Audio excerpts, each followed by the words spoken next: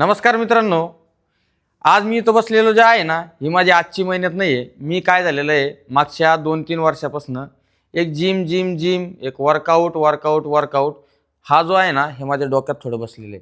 तर हे माझ्या डोक्यात का बसलेलं आहे, मी तुम्हाला एक छोटीशी स्टोरी सांगतो.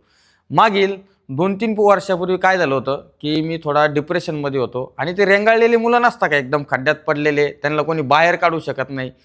खड्ड्यात पडलेले म्हणण्यापेक्षा खड्ड्यात दबलेली मुलं, त्या टाईपमधला मी होतो. पण मी काय केलं आहे, स्वतःतल्या थोड्या क्वालिटी ओळखल्या.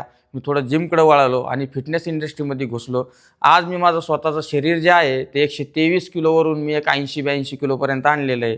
आणि मी भरपूर साऱ्या ट्रेनिंग वगैरे घेऊन स्वतःला बीड करायचं काम केलं आहे. आणि मी आता लोकांना पण थोडी हळूहळू ज्ञान देतो आहे, माझ्याकडे जे आहे ते आहे. तर मला फक्त माझं जे मी आज यूट्यूब चॅनल जे चालू करतो आहे आणि हा माझा जो आहे, हा माझा फर्स्ट व्हिडिओ आहे. तुम्ही फक्त याच्यासाठी चालू करतोय की महाराष्ट्रातला कोणताही मुलगा जो आहे तो डिप्रेशनमध्ये नसला पाहिजे, त्यांनी थोडं स्वतःकडे लक्ष दिलं पाहिजे. याच्यासाठी माझे भरपूर प्रयत्न चालू आहे आणि ही तर माझी आता फक्त सुरुवात आहे. मी हळूहळू भरपूर लोकांपर्यंत पोहोचेल आणि माझं जे काम आहे ते मी प्रामाणिकपणे करेल. मला फक्त लास्टला एवढंच सांगायचं आहे की बाबांनो, की एखादा व्यक्ती पडलेला आहे, थोडा डिप्रेशनमध्ये गेलेला आहे, तो त्याची कंडिशन नाही त्यातून बाहेर येण्याची, तर त्याला प्लीज थोडा सपोर्ट करा. मग ती मला ऐकणारे कोणी फॅमिली असू शकतं किंवा मित्रमैत्रिणी असू शकता किंवा कोणीही असू शकतं.